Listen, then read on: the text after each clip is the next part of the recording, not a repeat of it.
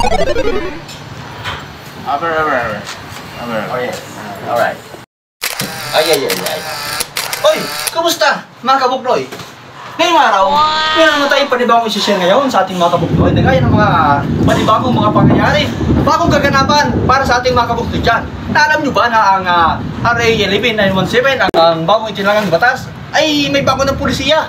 Oo, bago na sa pagkuha ng rinyo. Alam mo ba yung kabuknoy? Ang pagkukuha ng rinyo ay hindi na NBI ang gagamitin. National Police Clearance na raw ayon sa ating bagong batas ay pinapatupad na. Ang National Police Clearance ay ang NBI at NBI ay hindi na counted dyan mga kabuknoy.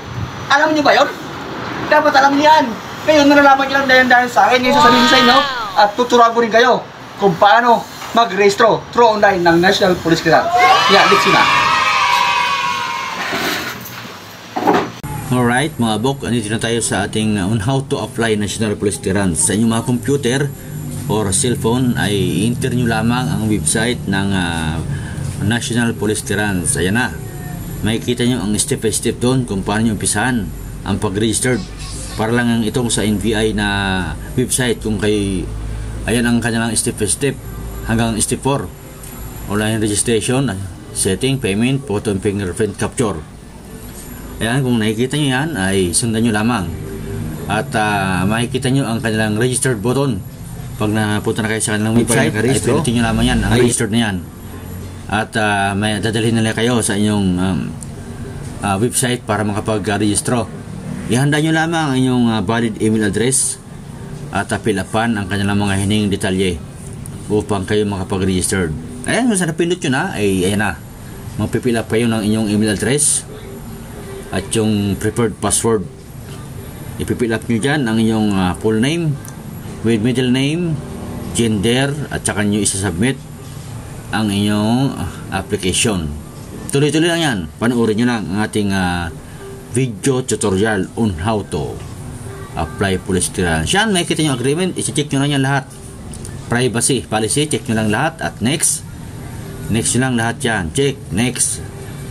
Check next. Yan, i-checkan nyo lang yan. Nakikita nyo ang ating video na yan. Sundan nyo lang. Pagka-check nyo, ini-next nyo lang. Para lang kayong nag-fill up sa NBI dati. Ayan. Makikita yan ang mga valid ID na kanilang tatanggapin. Kailangan din yan sa pagkukuha ng police clearance. Itong National Police Clearance na ito ay hindi ito yung ordinaryong naikuha nyo sa mga branches na nag-walk-in kayo sa inyong mga malapit na munisipyo para makakuha ng police clearance. Hindi na po ito. Ito na po yung pinaka-updated ng police, yung National Police Clearance. So nakapunta na kayo doon at napilapan nyo na yan, naisabit nyo na, ay makakapag-login na kayo sa kanilang website at tuloy-tuloy doon ang pag-fill up ng mga detalye. Ilalagay nyo po ang inyong mga legit na detalye, hindi yung mga alias lamang, kasi lalabas mismo yan sa inyong clearances na magagamit nyo sa pag-renew ng security license at sa pagkuha ng mga bagong security license. Hindi na po tinatanggap, inuulit ko, hindi na po tinatanggap ang NBI DILG clearance. Hindi na po. Ito na po ang bagong alituntunin ng SOSYA. At naglabas sila ng memorandum, ang National Police Clearance ay valid at kanya tatanggapin. Kung may tatanong nyo, ayan, save nyo lang. Save ng inyong application. Save nyo lang para magagamit nyo yan sa inyong pag-login sa kanilang website. Yan, di ba? Nakatapos na kayo mag-rehistro. So, maisave nyo na yung mga details nyo. Ayan ang aking detalye. Once nakapag-rehistro kayo, ay ganyan ang lalabas. Rehistrado na kayo sa kanilang website. So nakikita nyo ang kulay blue na yan na clearance apply application. Kapag ready na kayo, pipinutin nyo lang yan, clearance application, yung nasa gitna.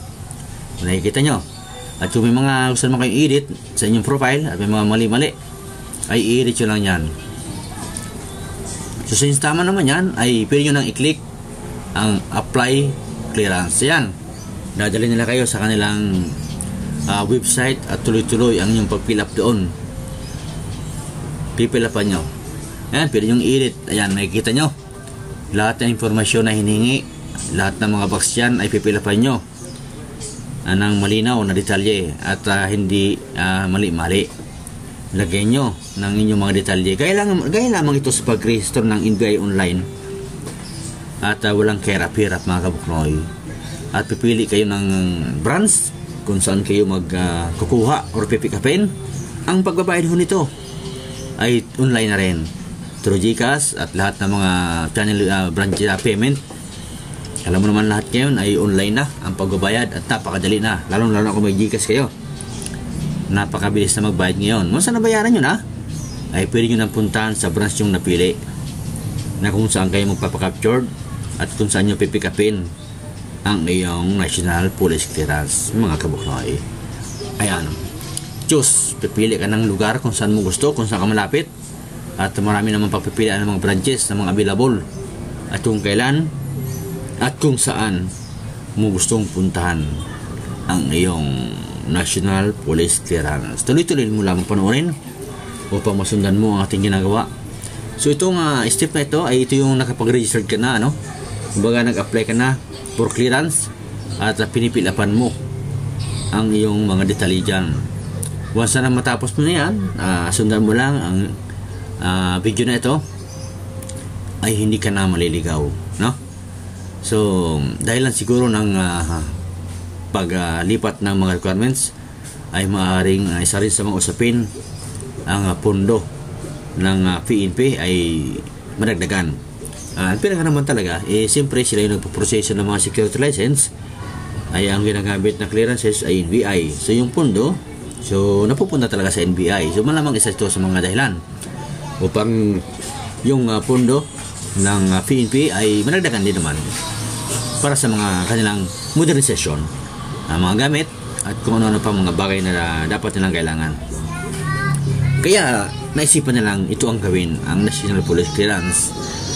Legit naman to at talagang may website sila na karapat-dapat din naman talaga na mapunta sa kanila ang pondo ng mga kumukuha ng security license. Ayan, medyo sundan nyo lamang, sundan nyo at para di kayo mapaligayo at maligaw. Alright, now pinas forward natin video. Dito na tayo sa dulong bahagi. Yun, nakikita nyo yung save button na yun na pinindot ko. Makikita nyo yung isisave nyo lang after nyo ma-fill up yung profile na pinilapan nyo. At ayan na ang yung finished product.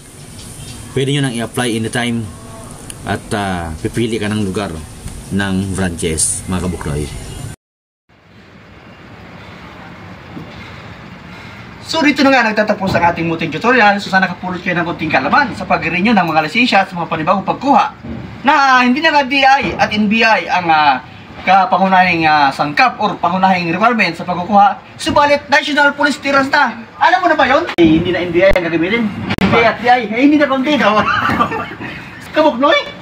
Na hindi na Police Clearance at NBI? Meron palang gano'n? Oh, yun! Iba kabuknoy. Kailan pa yan? Ay, yun yung sasabi natin pinapalawan natin. Dito, na-effective noong September 1. Ay, umpisa na ang National Police Clearance. Kaya nga nandito si Buknoy upang tuturuan kayo ng tutorial. At i-share ko rin kila ating kasama na si Axel Balibalita at ating kasama na si Andy Quisada na patuloy silang naghahanap buhay sa kabila ng kahirapan. Patuloy nilang nilalabanan kahit anong hirap sa buhay, patuloy nilang nilalabanan ang buhay ng sikyo. Mga kabuknoy. You are love of the place in my mind, trying to find a way to get to you. I love of the place in my mind.